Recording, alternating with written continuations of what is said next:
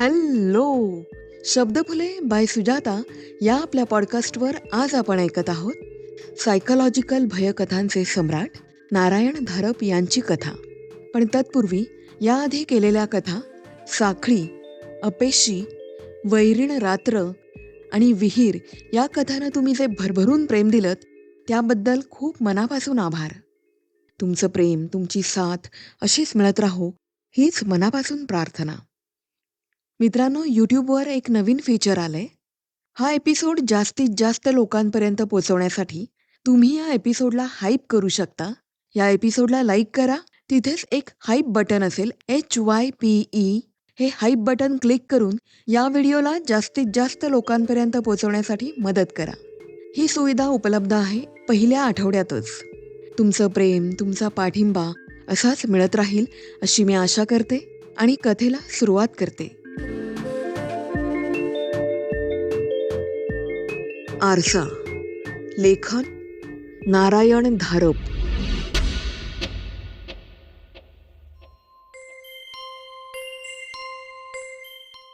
रोज याच वेळी? डॉक्टर विचारत होते. विचारता विचारता ते समोर बसलेल्या जोडप्याकडे आलटून पालटून पाहत होते. पुरुष 35चा, स्त्रीचं वय 28च्या जवळपास असावं. उत्तम कपडे, खानदानी राहणी, पिढ्यानपिढ्या श्रीमंतीत वाढलेले, खाजगी गोष्टींबद्दल बोलताना विलक्षण संकोचून जाणारे लोक. प्रश्न विचारायला, माहिती काढून घ्यायला कठीणच. हो, हीच 6:30ची वेळ. गेले कितीतरी दिवस हा प्रकार चाललाय. याच वेळी तिला रडू कोसळतं, अगदी अनावर.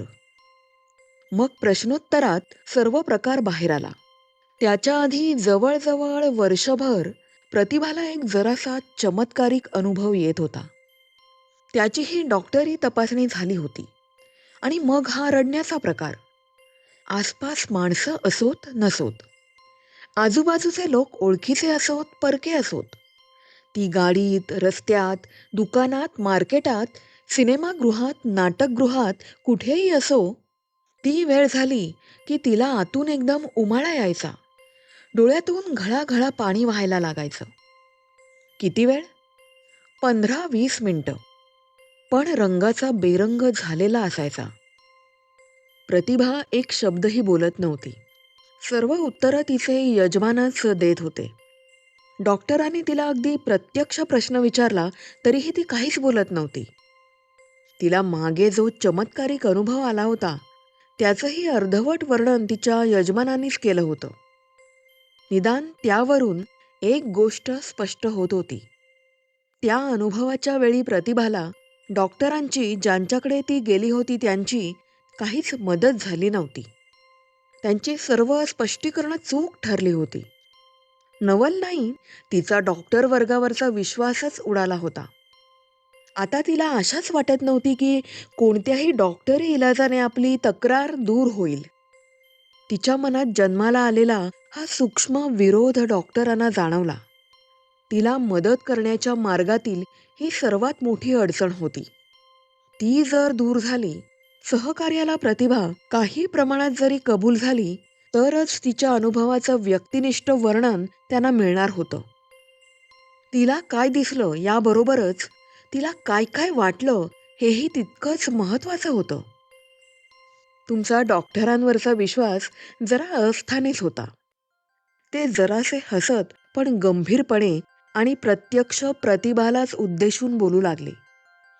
त्यांच्याकडून तुम्ही एखाद्या दैवी चमत्काराची अपेक्षा केलीत तर ती कशी फलद्रूप होणार? डॉक्टर म्हणजे काही देव आहे का? आणि देवाच्या सुद्धा चुका होत नाहीत असं कोण म्हणेल? तिचं लक्ष आता आपल्या शब्दांनी नीट वेधलं गेलं आहे हे पाहून. ते तुमचे शत्रू तर नव्हते ना? त्यांच्या परीने त्यांनी तुम्हाला मदत करायचा प्रांजळ प्रयत्न केला. एवढं तरी तुम्ही मान्य कराल? तुम्हाला दिसत होत्या त्या गोष्टी इतर सर्वांना दिसत नव्हत्या हे तुम्हाला कबूल आहे? मग त्यांनी या प्रसंगांना मानसिक प्रक्षेपाचं स्पष्टीकरण दिलं तर ते चूक कसं म्हणता येईल? एक गोष्ट खरी की या गोष्टीला एकापेक्षा आणखी काही स्पष्टीकरणं असतील ही गोष्ट त्यांनी ध्यानात घेतली नाही. काही शंका मला एव्हानाच आल्या आहेत आणि त्या मी तुम्हाला सांगणारच आहे. पण त्याआधी मला काय, केव्हा, कसं, केव्हापासून झालं याचं तपशीलवार संपूर्ण वर्णन हवं आहे. तुम्ही तर माझ्याशी बोलायलाच तयार नाही. मग असं करता का? सर्व काही कागदावर उतरवता का? का नाही जमणार? एखाद्याला पत्र लिहित आहोत असं समजून लिहा की. तुमच्या स्वतःबद्दल लिहिता येणार नाही म्हणता? मग तृतीय पुरुषात लिहा. एखाद्या कथेसारखं लिहा. जणू काही हे अनुभव तुमचे नाहीतच. एखाद्या तिराहिताला आले आहेत अशा थाटात लिहा. हे तर जमेल ना? वा, छान. मात्र एक लक्षात ठेवा हं, त्यातलं काहीही, अगदी काहीही गाळायचं नाही. कबूल? मग ठीक आहे तर. काढा लिहून सगळं. प्रतिभा त्या प्रदर्शनाला गेली होती तेव्हा एका मध्यमवयीन बाईनं तिचं लक्ष त्या मुलाकडे वेधलं. प्रतिभाच्या खांद्याला हलकेच हात टेकवीत ती बाई म्हणाली, "अं, मला माफ करा हं. तुमचा मुलगा दारापाशीच उभा आहे."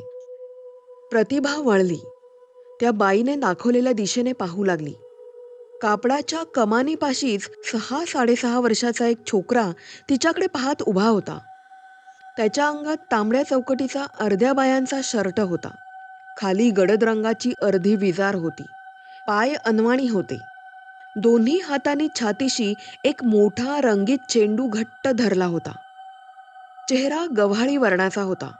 डोळे मोठे होते आणि आता हे डोळे एक प्रकारच्या विलक्षण आसक्तीने तिच्यावर खिळले होते.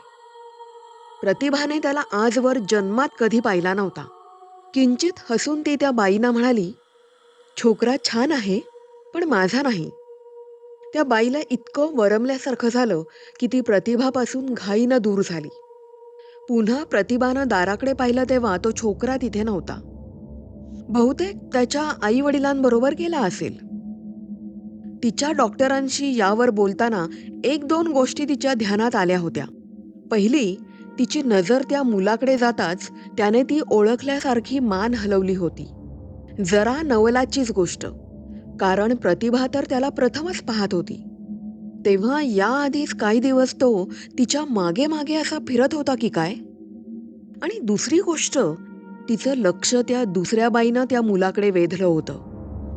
फार फार महत्वाची गोष्ट, फक्त ती बाई कोण, कुठली याचा प्रतिभाला काहीच पत्ता नव्हता. ती बाई डॉक्टरांसमोर उभी करता आली असती तर? प्रतिभा हा प्रसंग पार विसरून गेली होती. मनात खोलवर जिथे जुन्या पुराण्या आठवणींचं जांगड साठवलेलं असतं त्यात ही जाऊन पडली होती. त्यानंतर 7-8 दिवसांनी ती टायगरला घेऊन घराबाहेर पडली. तेव्हा घराच्या समोरच्याच रस्त्यावर तिला एक मुलगा चेंडूशी खेळताना दिसला. तो प्रत्यक्ष खेळत नव्हता, पण चेंडू छातीशी धरून त्याच्यावरून तिच्याकडे अगदी टक लावून पाहत होता. आधी तिला वाटलं की याला आपण कुठेतरी पाहिलंय. मग ती आठवण एकदम समोर आली. "अरे, तूच त्या प्रदर्शनापाशी होतास, नाही का?" ती म्हणाली. तो काही बोलला नाही. ती जराशी हसली, तरी हसलाही नाही. केवळ तिच्याकडे टक लावून पाहत राहिला. तिला वाटलं त्याच्या या एकाग्र नजरेत आपल्यावर कसला तरी आरोप आहे. किती निरर्थक कल्पना. टायगर साखळी खेचत होता. घशातल्या घशात गुरगुरायला लागला होता. मुलांशी आजवर टायगर असा कधीच वागला नव्हता. तिनं साखळी मागे खेचताच त्याचे केस ताठ उभे राहिले होते.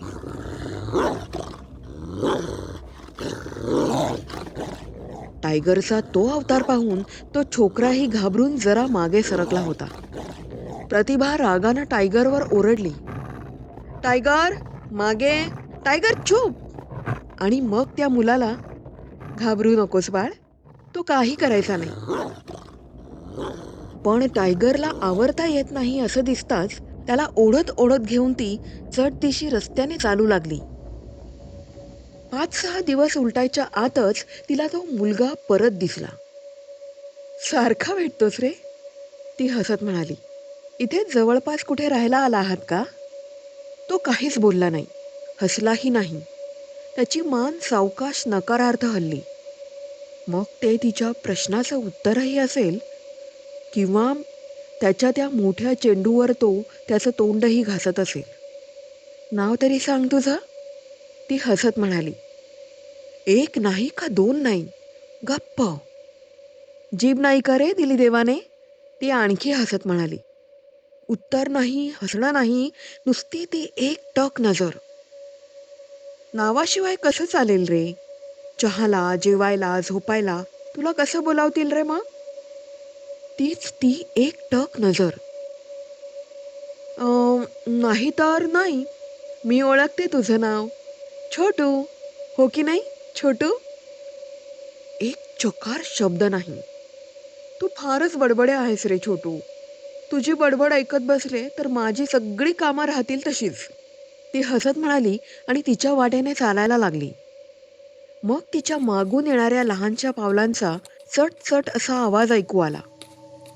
पोरं चमत्कारिक खरीच, ती मनाशी म्हणाली आणि मागे वळून न पाहत चालत राहिली. मागून येणारा आवाज केव्हा थांबला ते तिला कळलंच नाही. दुपारी 3:30-4च्या सुमारास ती गॅलरीत आली. खाली रस्त्यात गल्लीतली मुलं खेळत होती. खूप आरडाओरडा करत होती. तिची नजर जरा पलीकडे गेली आणि तिला छोटू दिसला. त्याच्या अंगात तोच तो एकच एक तांबडा चौकटीचा शर्ट होता. एका हाताने खांबाला विळखा घालून दुसऱ्या हातात त्याचा तो नेहमीचा चेंडू घेऊन तो त्या खेळणाऱ्या मुलांकडे आसुसलेल्या नजरेने पाहत होता. तिला क्षणभर त्या एकाकी जीवाची विलक्षण कीव आली. मात्र डॉक्टरांशी बोलताना तिने पुन्हा पुन्हा निक्षून सांगितलं की मला असा मुलगा असता तर किती छान झालं असतं. असा विचार तिच्या मनात चुकूनही आला नव्हता. तिचा स्वभाव असा भावविवश होणारा नव्हता.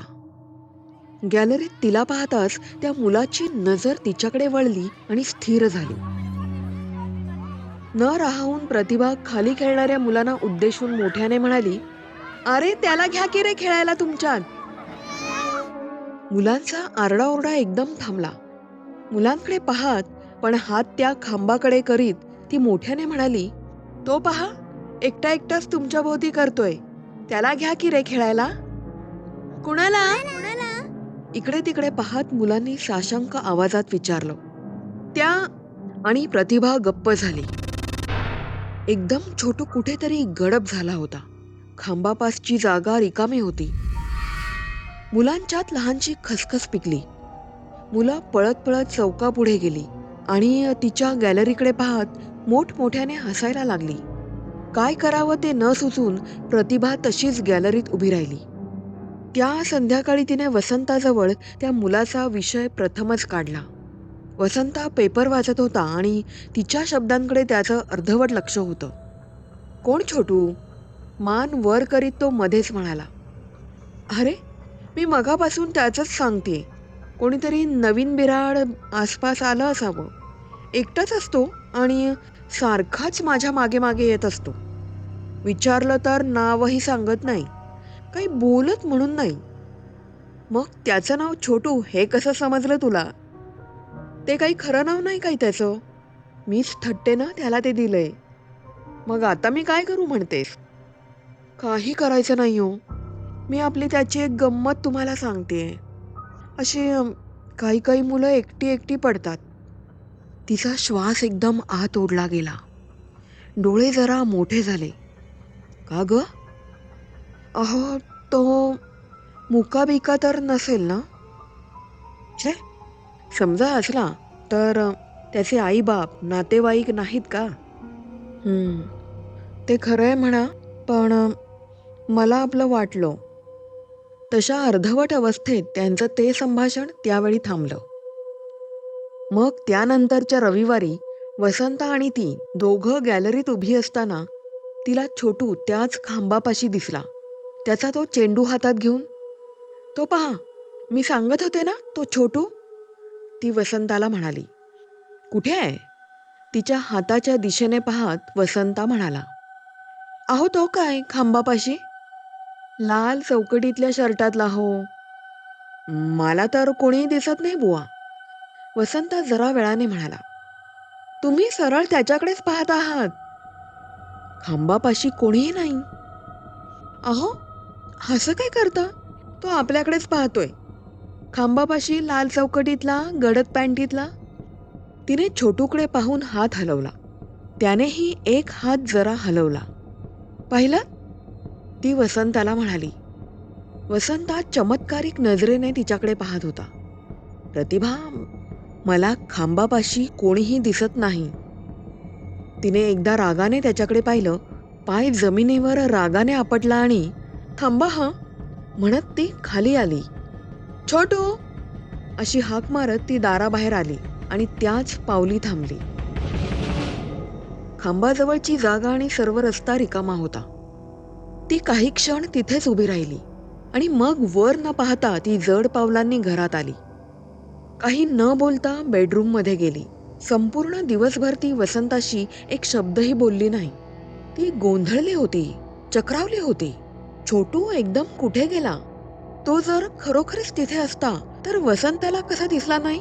आणि खरोखरीच नसला तर मग तिला कसा दिसत होता? रात्रीही ती जेव्हा वसंताजवळ येईना तेव्हा तो हलक्या आवाजात तिला म्हणाला, प्रतिभा, माझ्यावर हा राग का?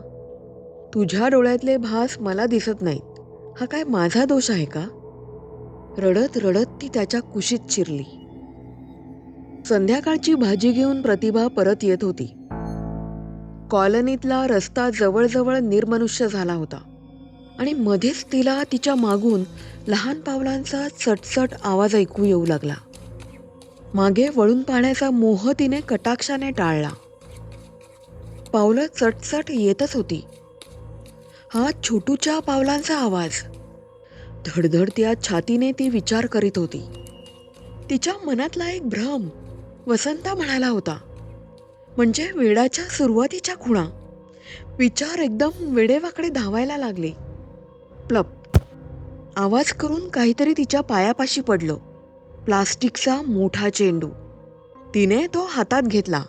त्याच्या हाताच्या स्पर्शाने तो अजून गरम लागत होता.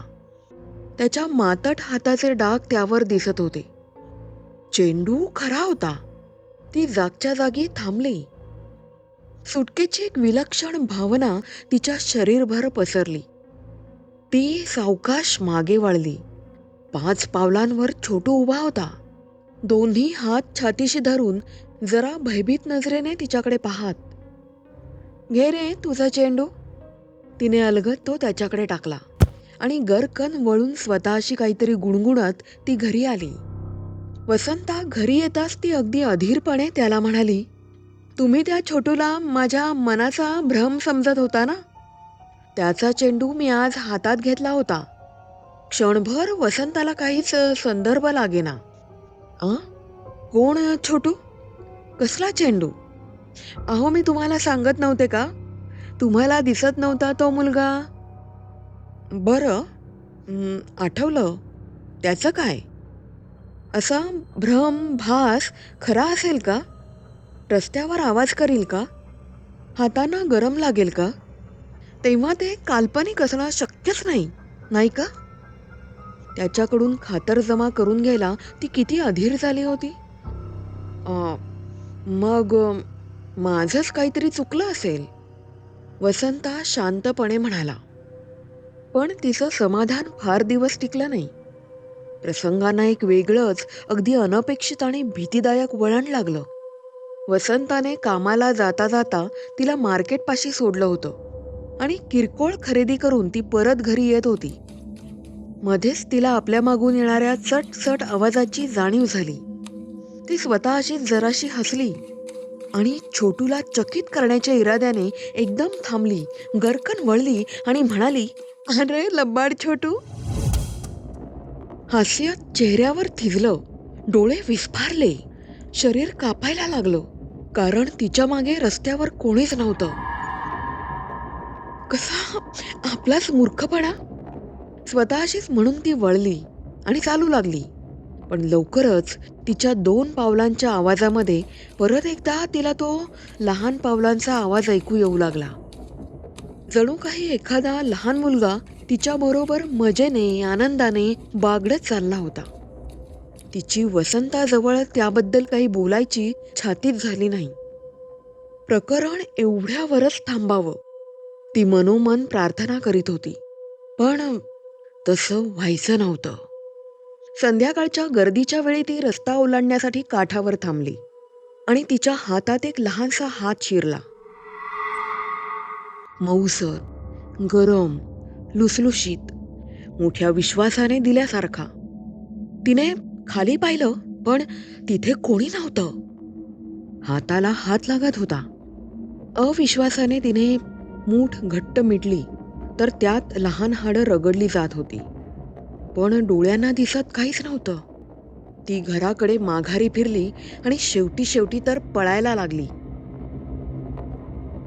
वसंता घरी येताच त्याला दिसलं की प्रतिभाला बरं नाही. नेहमीचे डॉक्टर आले. दोन्ही कुटुंबांना वर्षानुवर्ष ओळखणारे. प्रतिभाने त्यांच्यापाशी आपली सर्व हकीकत भडाभडा सांगितली, अगदी काहीही मागे न ठेवता. "मला झालंय काय ते तरी सांगा डॉक्टर," ती म्हणत होती. "हा छोटू खरा आहे का नाही? हे काय भूत पिशाच्च आहे का? का मलाच वेड लागतंय?" डॉक्टर नौज, थकलेपणा, एकाकीपण अशा गोष्टींची चर्चा करत होते. त्यांनी हवेत बदल सुचवला. वसंताने प्रतिभाला लगोलग तिच्या बहिणीकडे पोचती केली. तिथे प्रतिभा तिच्या अनुभवांबद्दल एक अवाक्षरही बोलली नाही. तिने सर्व काही विसरून जाण्याचा प्रयत्न केला, पण त्यात तिला अपयशच आलं. आपण परत जाताच ही ब्याद पुन्हा सुरू होणार अशी तिला भीती वाटत होती. आणि झालंही तसंच.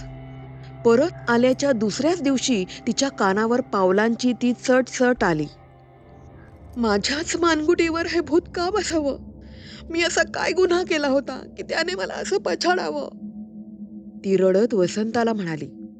भूत, खेत, पछाडणं यांच्यावर त्याचा विश्वास नव्हता. त्याच्या पत्नीने ते शब्द वापरलेलेही त्याला आवडले नाहीत. पण प्रतिभा पुन्हा पुन्हा तेच म्हणत होती. "हे पछाडणं नाही तर काय? शरीर म्हणजे एखाद्या पुरातन किल्ल्यासारखं वाटतं. त्यात फार फार पूर्वी काहीतरी वाईट प्रकार होऊन गेला असावा असं." हे शब्द वसंताने लक्षात ठेवले होते. डॉक्टरांनी मानसोपचार सल्ला दिला.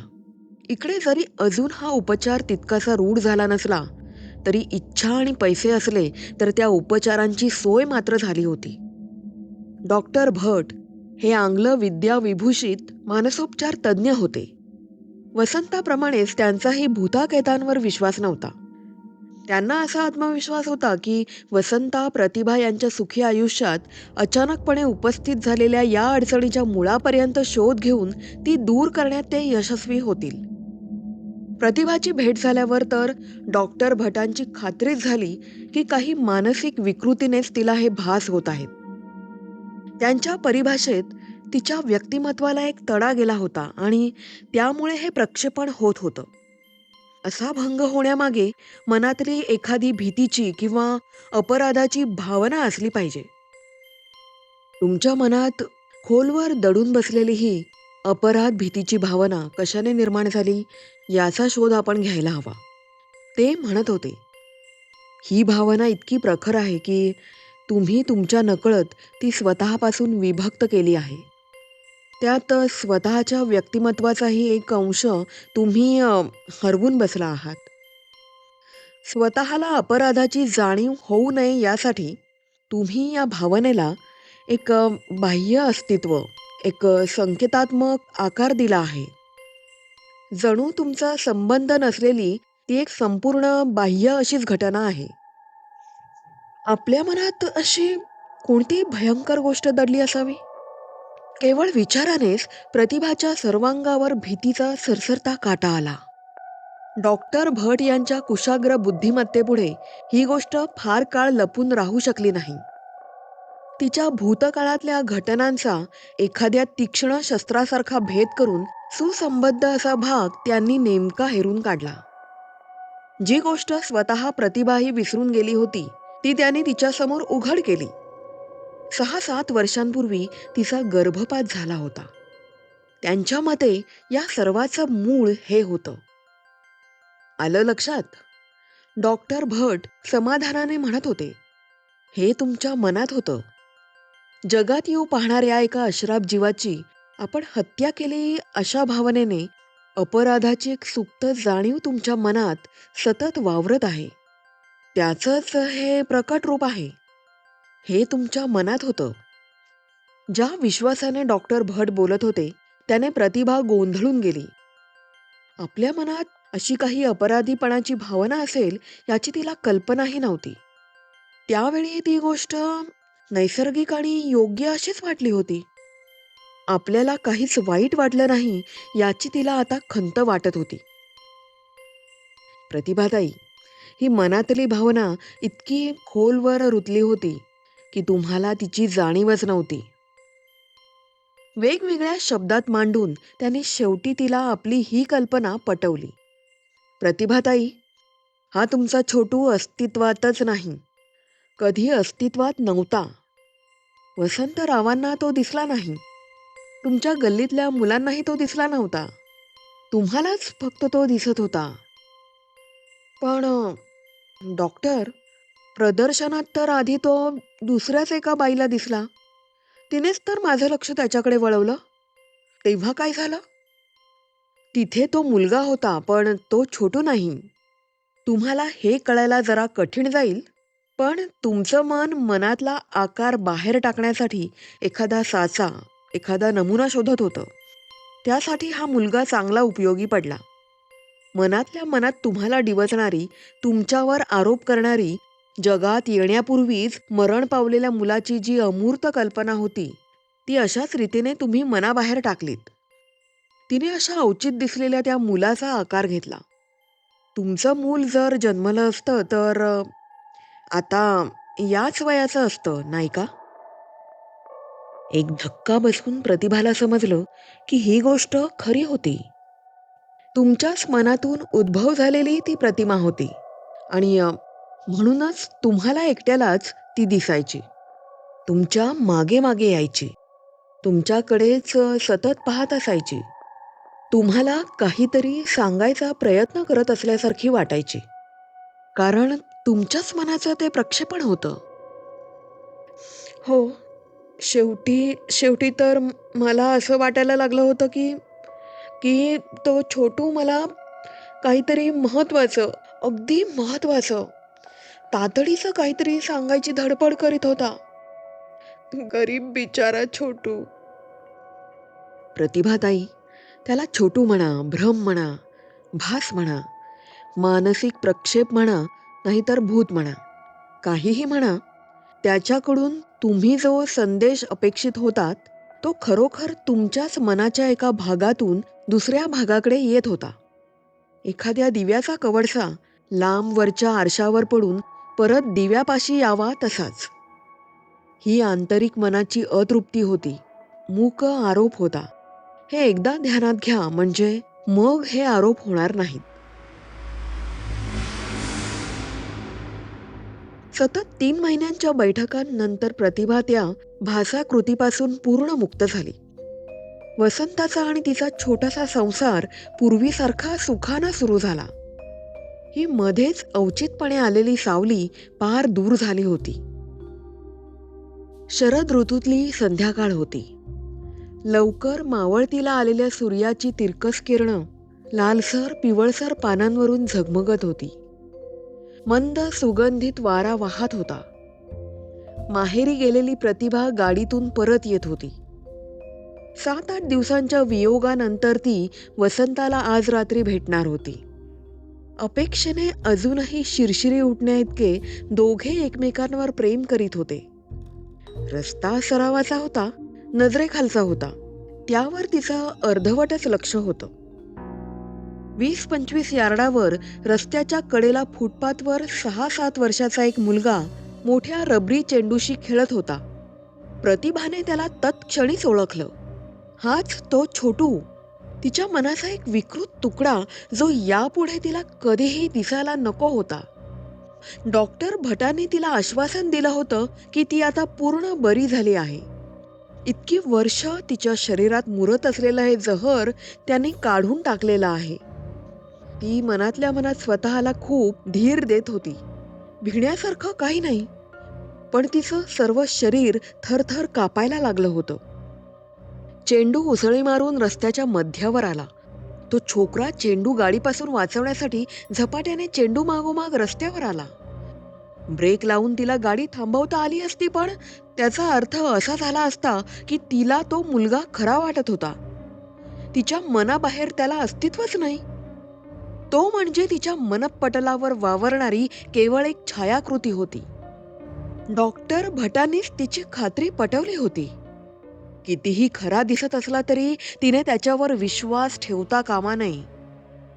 ती वाट पुन्हा एकदा त्या वेडाच्या वाटेकडे घेऊन गेली असती. प्रतिभाने दात ओठ आवळले आणि ॲक्सिलेटरवरचा पाय दाबला. गाडीने त्या मुलाला धडक दिली. तो दणका तिला जाणवला. रस्त्याच्या बाजूची कोणीतरी बाई मोठ्याने किंचाळली. घरातून आणि चारी बाजूनी लोक धावले. लटपटत्या पायांवर प्रतिभा कशी तरी बाहेर आली आणि वळसा घालून गाडीसमोर आली. ती खाली वाकली. तो मुलगा वेड्या वाकड्या अवस्थेत पडला होता. त्याच्या डोक्याजवळून रक्ताचा ओघळ निघत होता. तिने त्याच्या शरीराला हात लावला. ते अजून गरम होतं. तिने बोट लाल ओघळात टेकवलं. ते खरं होतं, गरम आणि दाट होतं. पण हे असेलच कसं?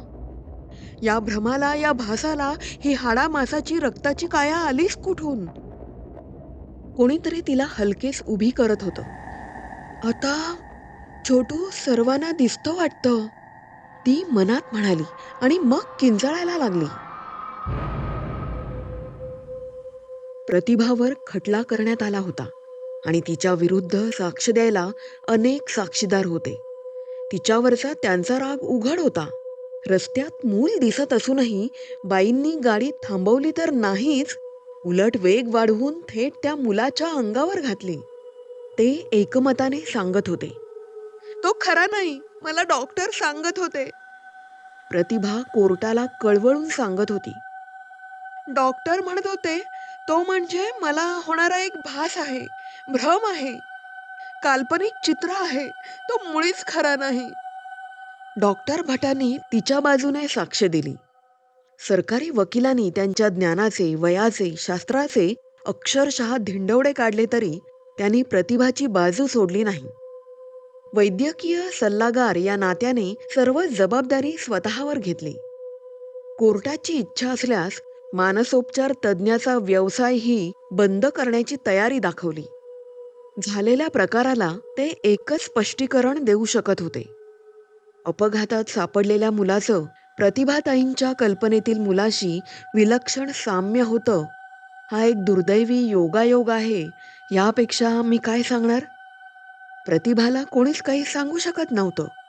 संध्याकाळी 6:30ला तिला रडू कोसळत होतं. रोज.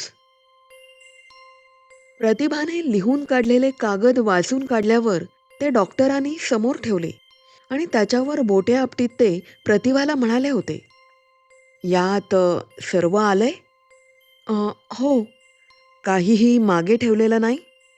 "काही नाही." "आता 2 गोष्टी करू. एक म्हणजे मी डॉक्टर आहे हे विसरा, कारण तुम्ही काही कोणत्या रोगाच्या उपचारासाठी माझ्याकडे आलेल्या नाहीत. दुसरी गोष्ट, तुम्हाला आलेले सर्व अनुभव खरे आहेत असं आपण समजू, म्हणजे मग त्यांचं कारण आपल्याला शोधता येईल." "पण डॉक्टर भटांनी तर." "ठीक आहे, त्यांनी ते खोटं मानलं. शेवटी काय झालं पाहिलंत ना?" "हं, हो."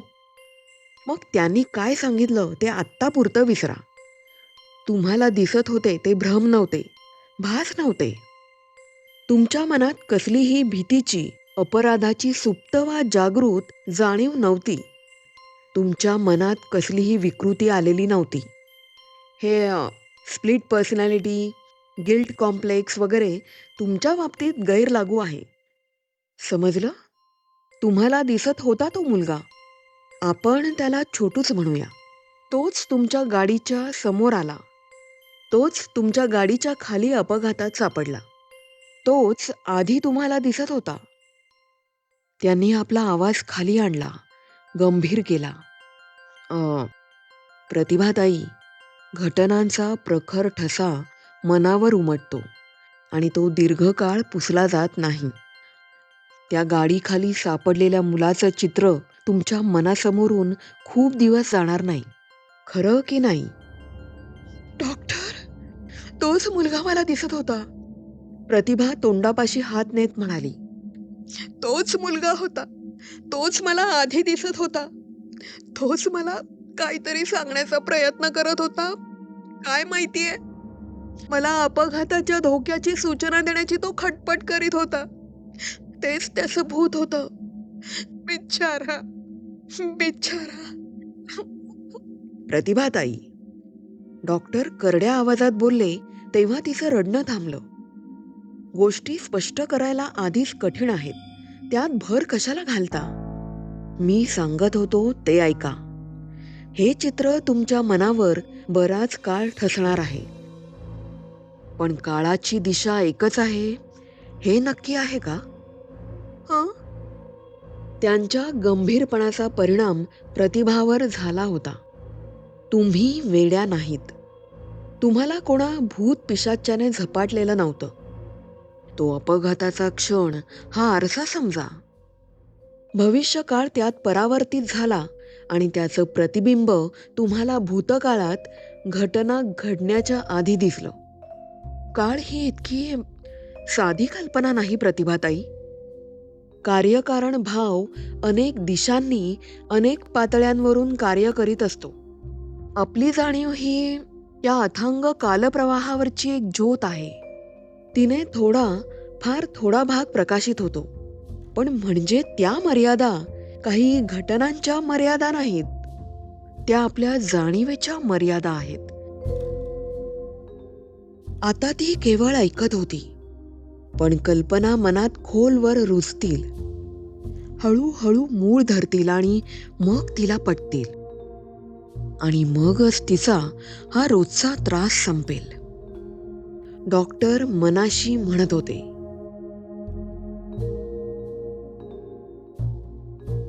लेखन नारायण धारप. सादरीकरण सुजाता. मित्रांनो, तुम्ही शब्दफुले पॉडकास्ट ऐकत आहात, पण तुमच्यापैकी 60% लोकांनी अजूनही शब्दफुले सबस्क्राईब केलं नाहीये. तुमच्याकडून सबस्क्राईब करायचं राहून गेलं असेल, तुम्ही जर प्रथमच या पॉडकास्टवर आला असाल, तर लगेच हे चॅनल सबस्क्राईब करा.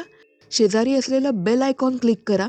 नवीन आलेल्या कथेचं नोटिफिकेशन तुम्हाला मिळेल तुमच्या मोबाईलवर. लाईक करा, कमेंट करा. कथेविषयी तुम्हाला काय वाटतं तुमचे विचार कळवा आणि तुमच्या एका मित्राला नक्की शेअर करा. तुम्ही जर पॉडकास्टवर ऐकत असाल, उदाहरणार्थ Spotify, Apple podcast, JioSaavn, Gaana.com, Amazon music, wing music, Storytel Marathi अशा प्लॅटफॉर्मवर तुम्ही ऐकत असाल, तर तिथे मला नक्की सबस्क्राईब आणि फॉलो करा. स्टार रेटिंग देऊन मला प्रोत्साहन द्या. तुम्ही मला ईमेल करू शकता, फेसबुक, इंस्टाग्रामवर फॉलो करू शकता. या सर्व लिंक्स डिस्क्रिप्शन बॉक्समध्ये तुम्हाला नक्की मिळतील. तर stay tune. Shabdphule bye Sujata. तर आजच्या या भागाबरोबरच मी सुजाता तुमचा तुर्तास निरोप घेते. पुन्हा भेटू एका नव्या कथेसह. Stay blessed, stay blessed. Thank you. धन्यवाद.